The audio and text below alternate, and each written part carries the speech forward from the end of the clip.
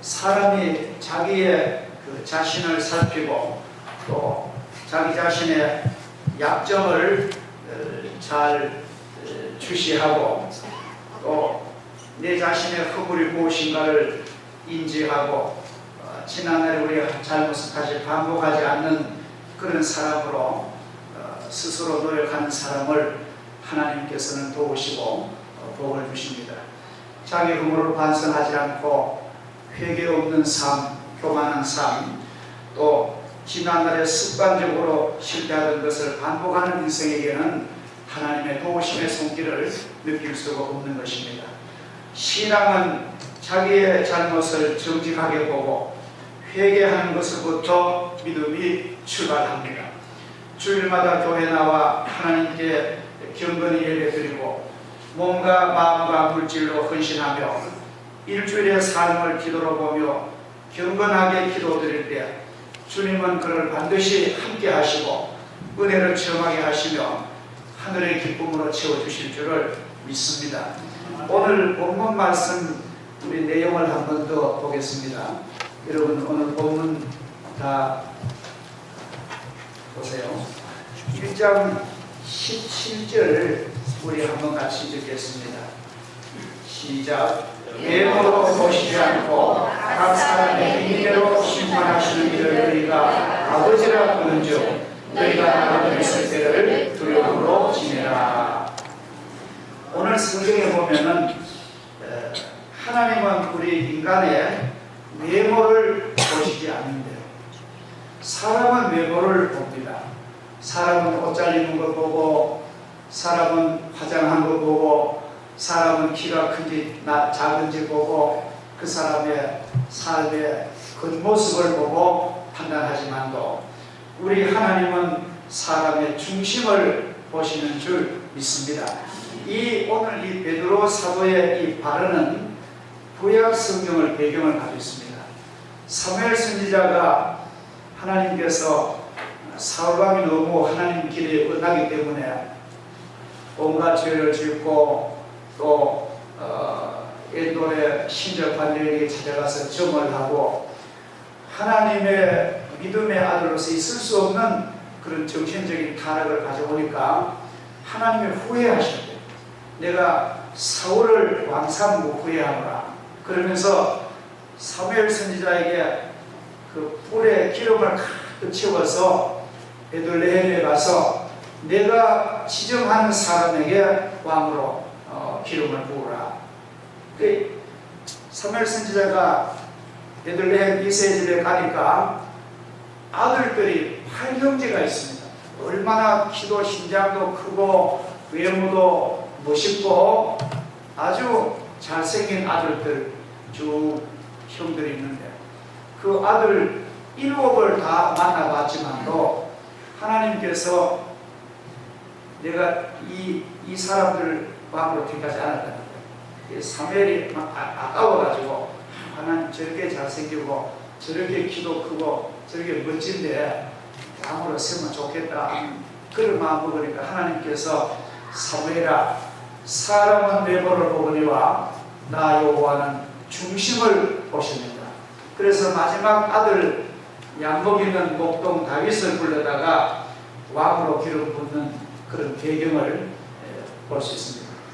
또 이 베드로는 지금 베드로 그 일생의 마지막 기회인데 아마 머리가 백발이 성성하고 나이가 많은 베드로가 천국 갈 날을 얼마 안 두고 이 베드로 전도서를 편지를 쓰는데 베드로가 젊었을 때 성령 충만받고 하나님 일을 열심히 할 때에 고넬료 백부장 고넬료 그 장교의 가정에 초대를 받습니다.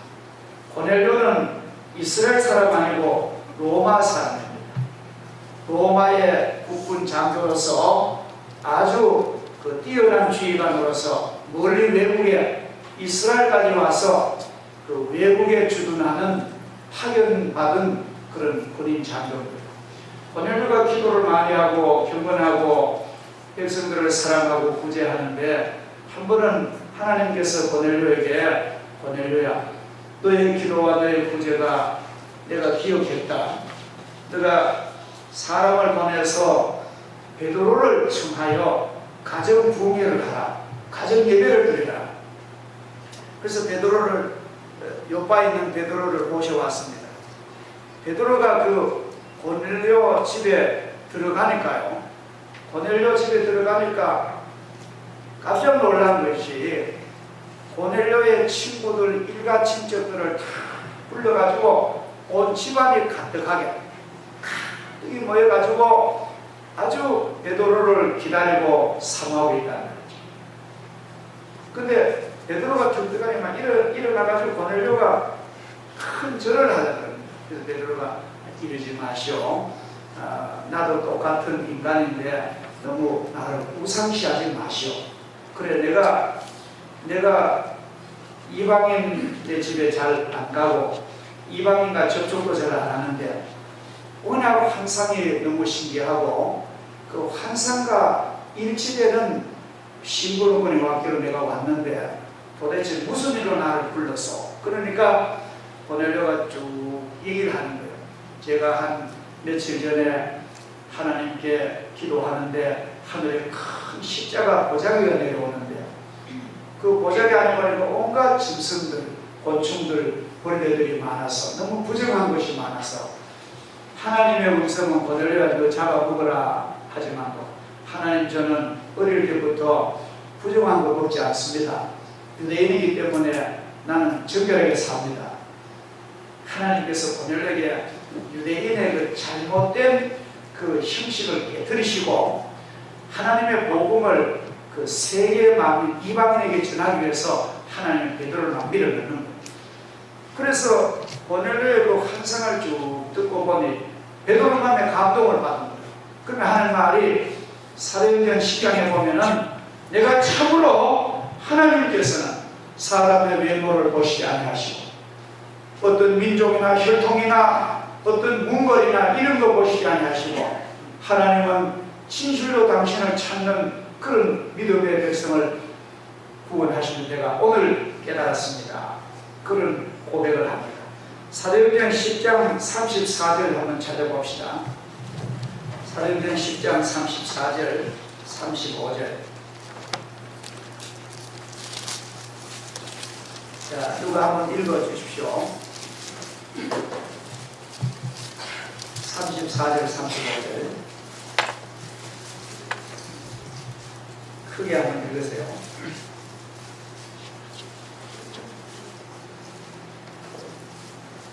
같이 우리 보겠습니다. 베드로가 입을 열어 말하되 내가 참으로 하나님은 사람의 외모를 보지 아니하시고 다만 중 하나님을 경외하며 의를 행하는 사람은 다 받으시는 줄 깨달았도다. 여기 보면은 하나님은 사람의 뭐를 보지 아니하시고 외모를 보지 아니하시고 각 나라 중 모든 민족 중에 하나님을 경외하고 의를 행하는 사람은 하나님 다 받으신다. 천국 백성으로 복을 주신다. 그렇게 말합니다. 오늘 베드로 후서에 많은 세월이 지나고 로마에 핍박받는 흩어지는 성도들에게 그런 편지를 쓰면서 외모를 보시지 않고 행함대로 갚으시는 하나님 아버지를 우리가 믿습니다. 그런 오늘 중요한 교훈을 하고 있습니다. 우리는 행위가 참으로 의미 있는 행위를 살아야 됩니다. 여러분의 삶을, 여러분의 인생을 의미 있게 보내고 계십니까? 하나님 보실 때에 참 너는 의로운 행위구나 그렇게 할 정도로 여러분 삶을 살고 있습니까?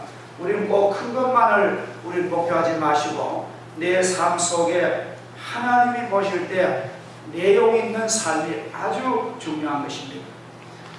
이 세상은 나그네 삶이라고 오늘 성경은 말합니다. 18절 우리 한번 같이 보겠습니다. 베드로전서 1장 18절 시작. 너희가 너희와 너희 조상이 물려준 헛된 행실에서 에스더 말하는 것은 은이나 은같이 없을 것으로 된 것이 아니요. 자, 보에 보면은 그 나그네로 있을 때를 두려움으로 지나라. 우리 성도들은 이 세상은 진정한 나의 집이 아닙니다. 우리는 일생 머물다가 떠나는 나그네 땅입니다. 그래서 우리는 본향 천국을 우리가 늘 우리는 바라보고 있습니다. 근데 오늘 그 18절에 보면은 여러분이 알거니와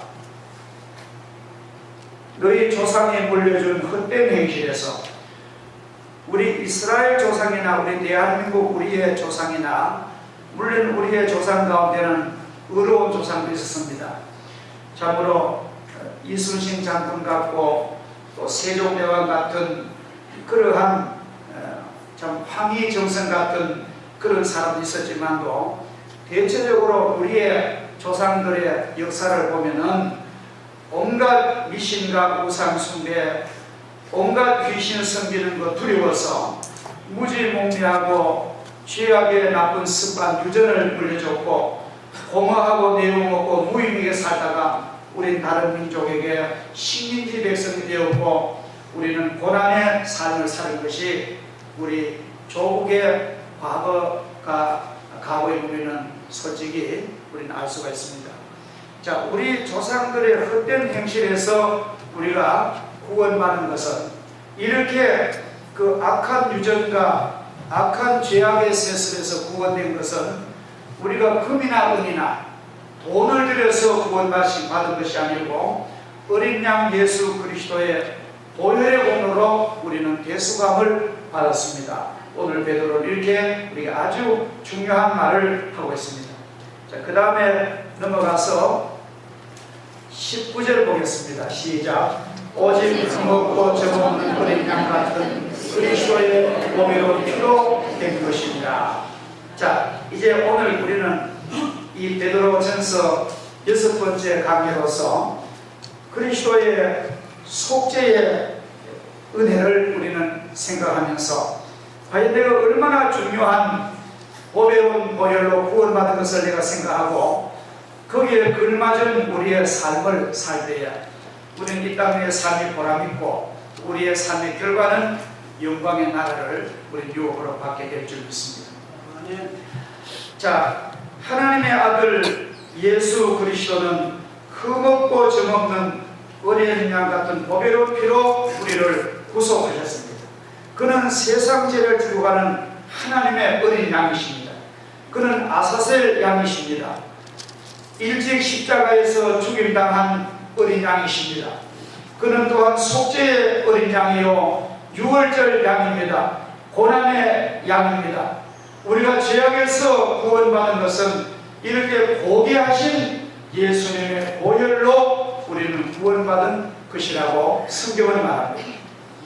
우리가 돈을 들여 무엇을 사는 것도 귀중하잖아요. 우리가 열심히 노력해가지고 어떤 것을 얻었다 해도 그것이 귀중한데 예수 그리스도의 그 엄청난 보혈의 대가로 구원받았기 때문에 우리는 이 값을 측량할 수가 없는 것입니다. 예수 그리스도는 2000년 전에 이스라엘 국가에 오셨으나 그는 이미 창세전에 하나님과 함께 계셨고 인간 구원의 계획도 이미 창세전에 전략적으로 계획이 되었다고 오늘 성경은 말합니다. 한 번 더 성경 보겠습니다. 20절 시작. 그는 창세전부터 우리 알으신 바 되시니나 이 말세를 위하여 나타내신 바 되었습니다. 여기 20절에 그는이라는 이 지시대명사는 바로 예수님은 어린 양 되신 예수님은 창세전부터, 창세전이라는 말은 세상을 창조하기 이전이랍니다. 이 히브리 말로 알케라는 말인데 세상을 창조할 때도 태초인데 그 이전에 미리 알린 바 계신이나, 그러니까 이미 예수님은 창세전부터 미리 계셨고 하나님의 계획 속에 계셨고 그런 예수님이 말세의 노예를 위하여 이 세상에 오셨다. 그런 설명인 것입니다. 자, 우리가 그 속죄의 언약, 속죄의 언약을 가지고 그 카버넌트 리데미션, 속죄의 언약, 우리 기독교는 이것이 가장 중요한 약속입니다. 사람은 약속 때문에 일생을 거는 것입니다.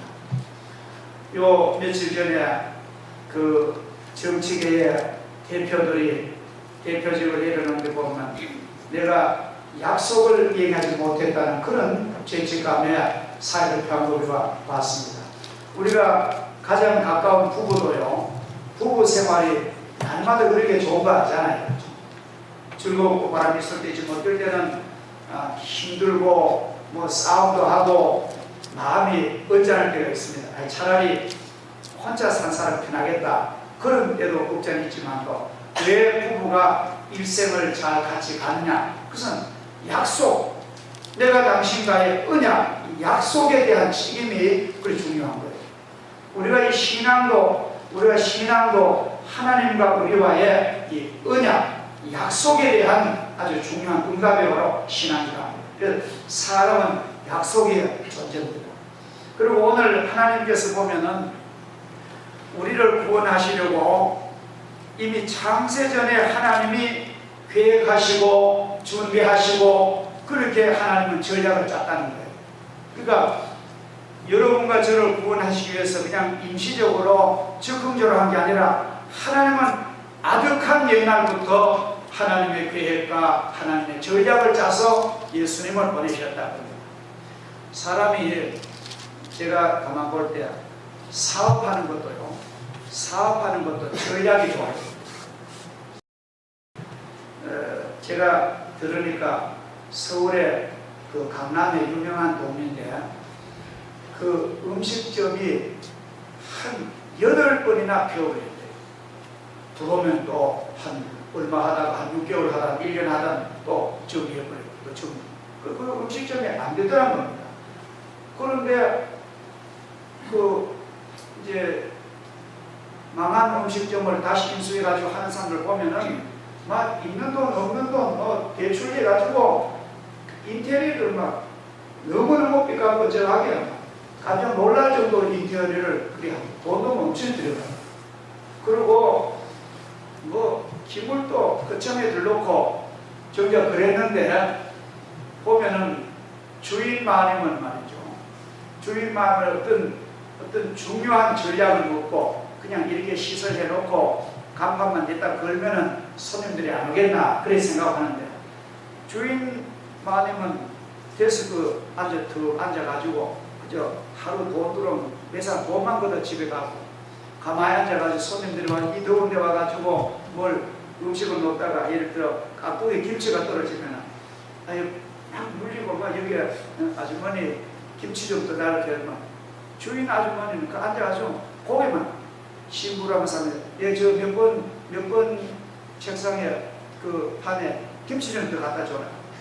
고개만 갖다가 또 전혀 저작과 헌신이 없는 거예요. 근데 8번이나 망하고 나갔는데 9번째 어떤 한 사람이 그 일소에 들어왔습니다.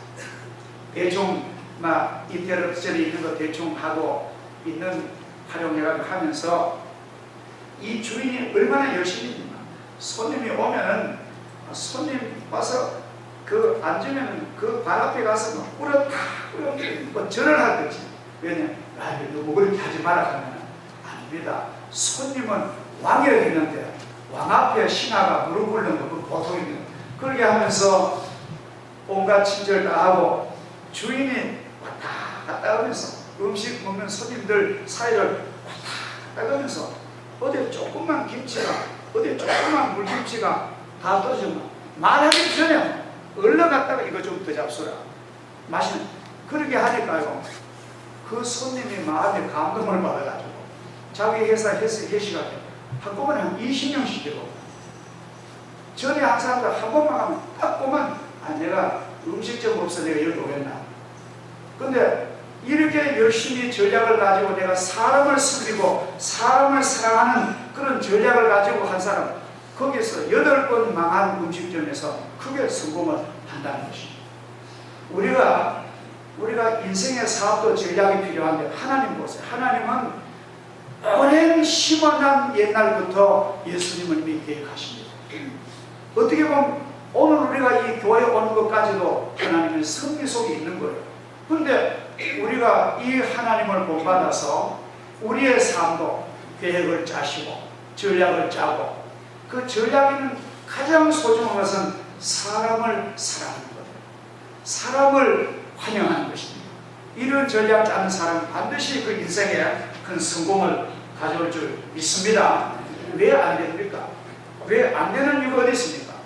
무엇이든지 전략을 가지고 기도하고 우리가 최선을 다하면은 반드시 하나님이 복 주시고 사람도 감동을 먹는 거예요.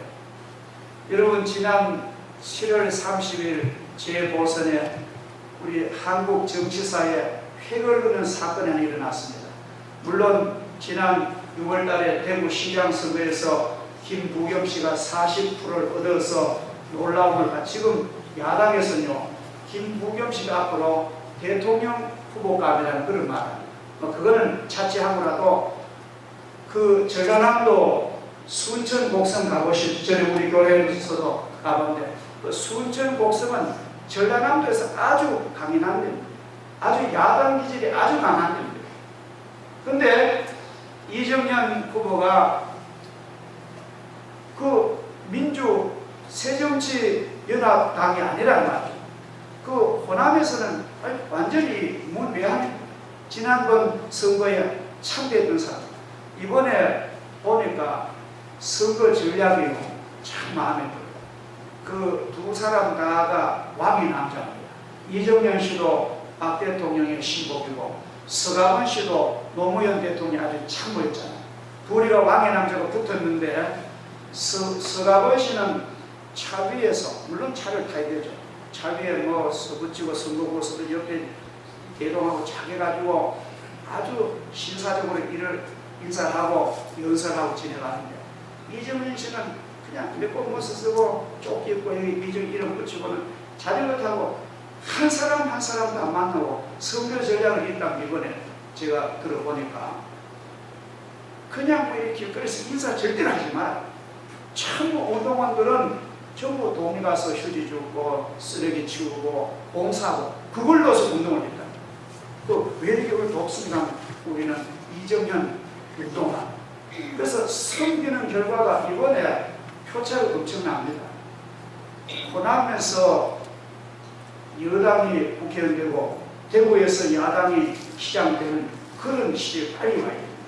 한국 그런 정치의 변화가 와야 되는 거예요. 이 사람의 그 전략이 보면은 그저 사람 만나고 사람 섬기고 그냥 형식적으로 하는 게 아니고, 내가 전에 여기서 국회의원 했으니까 내가 관록 있고 내 조직 있고 내 돈이 있으니까 나는 할 거야. 그렇게 하지 않고 이 사람은 몸으로 사랑으로 뛰었던 것이 결국은 맞습니다. 우리가 여러분 가정, 여러분 사업이 잘 되는 길이 있습니다. 우리가 진심으로 사람을 사랑하고 진심으로 우리가 최선을 다하면 하나님은 그를 도우신다. 하나님의 전략 우리가 본받으시기를 주 이름으로 축복합니다. 하나님은 계획 있는 사람을 사랑하십니다. 하나님은 미래의 전략을 가진 사람을 사랑하십니다. 하나님은 그런 사람을 쓰시는 거예요. 아무 계획도 없고 아무 목적도 없고 하나님은 그런 사람 쓰시지 않는다는 것입니다.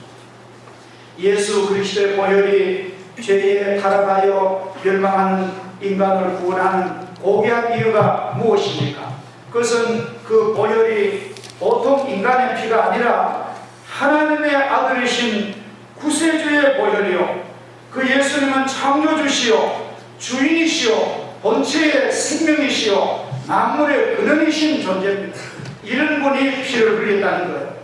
하나님은 예지예정으로 창세전에 인간의 타락을 미리 아시고 예수 그리스도를 속죄자로 보내실 것을 미리 예정 계획을 하셨다고 베드로는 말합니다. 마태복음 14장 35절에 예수님이 이런 말씀하십니다. 이는 선지자로 말씀하신 바 내가 입을 열어 비유로 말하고 창세부터 감춘 것들을 드러내리라 함을 이루려 하심이니라. 에베소 1장 4절 5절에 보면은 곧 창세전에 그리스도 안에서 우리를 택하사 우리로 사랑 안에서 그 앞에 거룩하고 흠이 없게 하시려고 그 기쁘신 뜻대로 우리를 예정하사 예수 그리스도로 말미암아 자기의 아들들이 되게 하셨느니라. 그리스도의 속죄의 개혁은 이와 같이 광대한 배경을 알고 있습니다. 우리 기독교는 너무나 청량할 수 없는 배경이 있는 것입니다. 창세신이라는 말은 하나님이 세상을 기초를 놓으시길 지니는 말입니다. 아버지여, 창세전에 내가 아버지와 함께 가졌던 영화로서 지금은 아버지와 함께 나를 영화롭게 하옵소서. 이 진리는 믿음이 아니고서는 도저히 이해하기 힘든 신비한 하나님의 세계입니다. 우리가 영적으로 믿음이 아니고서는 이 진리를 깨닫기가 어렵습니다. 인간의 지혜와 인간의 이성으로는 도저히 측량할 수 없는 이 일을 하나님이 하시기 때문에 우리는 믿음으로 아멘하는 것입니다. 그 계획에 따라 십자가의 속죄가 이루어졌다고 오늘 성경은 말합니다. 그러니까 이렇게 소중한 속죄를 우리는 믿음으로 긍정하는 거예요. 우리가 참 중요한 것은요, 사람이 그렇습니다. 어떤 사람은 10년 동안 공들여 공부하고 노력했던 그 경험 엑기스를, 그 사람의 좋은 경험을 1시간 배움으로 통해서 그걸 습득하는 수가 많습니다. 이렇게 하나님의 이 계획하심과 하나님의 보게 하신 이 축복의 사랑을, 나 예수를 믿습니다, 주님을 나는 내 마음에 영접합니다, 주님 내 마음에 오셔서 나의 구주로 임하시고 내 인생을 책임지시고 나의 귀한 예배와 나의 인생의 영광과 찬송을 주님 받으십시오. 이렇게 고백하면은 그렇게 하나님의 그 계획과 그 영광의 보혈이 우리에게 효과가 있어서 구원의 축복으로 임하게 되는 줄을 믿습니다. 그래서 우리는 이 은혜 받은 하나님의 백성들인 것입니다. 자, 그러므로 우리의 믿음과 소망은 이제 오직 예수님께 우리 목표를 둬야 되겠습니다. 어떻게 보면 우리가 이 세상에 열심히 살아가는 목표도 우리는 예수님의 은혜를 감사하고, 나와 같이 과거에 온갖 조상들의 유전 가운데 죄악에 빠졌던 사람들, 아직까지 귀신과 아직까지 온갖 죄악에 빠진 그런 영혼들을 구원하는 길에 우리는 우리의 일생을 우리가 하나님 앞에 기울여야 되겠습니다. 너희는 저를 죽은 자 가운데서 살리시고 영광을 주신 하나님을 그리스도로 말미암아 믿는 자니 너희 믿음과 소망이 하나님께 있게 하셨느니라. 우리 21절 한번 보겠습니다. 오늘 본문 마지막 절. 자, 시작. 너희는 그를 죽은 자 가운데서 살리시고 영광을 주신 하나님을 그리스도로 말미암아 믿는 자니 너희 믿음과 소망이 하나님께 있게 하셨느니라. 자, 우리 성도들 여러분들 소망, 인생의 소망은 이 세상에 있는 것이 아닙니다. 이 세상에 재물에 있는 것이 아니에요. 이 세상 재물은 우리의 소망은 아닙니다. 우리가 이 세상 사는 동안에 편리하게 우리가 먹고 입고 살고 사람들에게 살기 위한 하나의 필요한 존재지, 우리의 재물이 우리의 소망은 아닙니다. 이번에 보셨죠? 이번에 그 구원파 일가는 수백억 수천억 몇백 명 써도 못할 그런 재물을 쌓았지만도 어느 산에 그야말로 노숙자처럼 죽어가는 그런 모습을 봤는데, 우리는 이 재물이라는 것은 우리가 인생 살아가는데 기름입니다. 그저 자동차 가자면은 휘발유가 필요한 것처럼 우리가 그런데 어떤 사람은 이 재물에다가 소망을 거는 거예요. 재물에다가 막 목숨을 겁니다. 절대로 우리 성도들은 이 세상 재물이 소망이 아니고, 썩어질 세상의 소망이 아니고, 지위와 명예와 권세가 소망이 아니고, 그것들은 다 이 땅에 사는 동안에 이제 필요한 것들이지 우리의 소망은 아닙니다. 오직 우리의 소망은 예수 그리스도십니다. 예수님을 소망하고 천국을 소망하고 믿음으로 살면 하나님께서 우리 그 소망을 이루어 주실 줄을 믿습니다. 오늘 현대 한국 교회가 이 믿음과 이 소망을 잃어버리기 때문에 옳게 드리지 않고 참으로 정성 바쳐서 하나님을 섬기는 소리하고 그저 재물만 집을 몇 채를 사는 거예요. 그래가지고도 하나님의 영광에 대해서는 아주 인색합니다. 그런 걸 보고 사회 사람들은 기독교인을 욕하는 거예요. 너희들이 말로는 소망을 하늘에 쌓다 하지만도 우리만도 못하게 돈이면 막 온갖 싸움을 다 하고 주택을 다 버리고, 그래서 한국 교회가 화살을 받는 것입니다. 우리는 이 화살을 우리가 잘 겸허히 우리가 소화하면서 우리가 과연 세상 사람보다 나은 점이 뭐냐? 그까지 재물과 그때 지위 때문에 목숨 거는 게 아니라 우리는 하늘나라 소망을 두고 예수님께 소망을 두고 우리가 형제를 사랑하고 위로하고 핍박을 견뎌나가고 이러한 정신을 가지고 살아야 한국교회가 다시 기회가 옵니다. 저는 여러분 정신을 똑바로 차려야 됩니다. 만약에 교인들이 말이죠, 하나님 있는 백성들이 주일날 하나님의 예배에 있을 자리에 안 있고 엉뚱하게 돌아다니고 또 돈도 하나님의 영광을 위해서 쓰지 않고 그 고귀한 돈도 자기 향락가 위해서 써버리면 옆에 아는 내 예수님 아는 사람들이 아이고 예수 믿는 거 보니까 아무 내용도 없고 내보다가 아무런 차원이 더 넘으면 아무도 없더라. 나는 교회 안 가. 아무런 전도 뒤에 맡기는 것이다. 그래서 우리가 이러한 위기가 어디 있느냐? 교회 안에 있습니다. 우리는 이 목표를 예수님께 두고 우리가 소망을 예수님께 두고 믿음을 가지고 이런 믿음의 바탕 위에서 차근차근 살아나가면요, 앞으로 보십시오. 앞으로 한국 교회가 이 우리 국가와 민족의 새로운 소망이 될 줄 믿습니다. 지금 새롭게 막 변화되어 일어난 교회가 많습니다. 그래서 우리 교회도 이러한 목표를 가지고 이런 소망을 가지고 성도들이 의미있게 살아갈 때에 하나님께서 기뻐하십니다. 비록 여러분의 믿음 때문에 욕을 먹고 박해받고 고난받는 성도라 할지라도 도저히 우리 앞길에 소망의 빛이 보이지 않는 환난 중에 있다 할지라도 우리의 믿음과 소망을 굽히지 아니하고 밀고 나가면은 그것만이 우리의 살 길이요 영광인 줄 믿습니다. 오늘도 하나님께서는 이런 백성, 이런 성도들과 이런 교회에 하나님과 함께 하실 줄을 믿습니다. 기도하겠습니다. 전능하신 하나님 아버지, 주의 은혜를 감사합니다.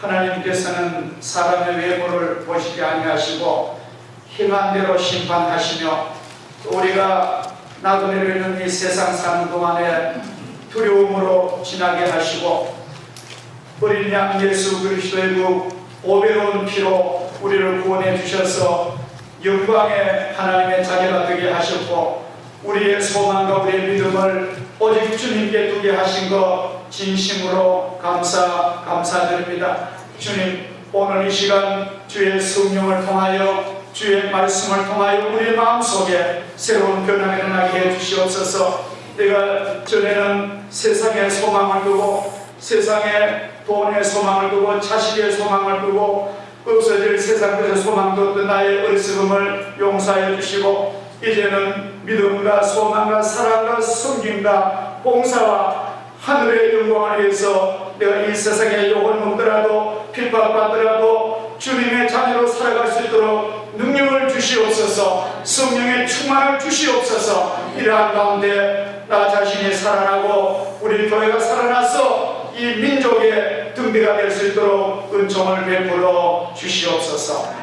감사드리오며 예수님의 이름으로 기도하옵나이다.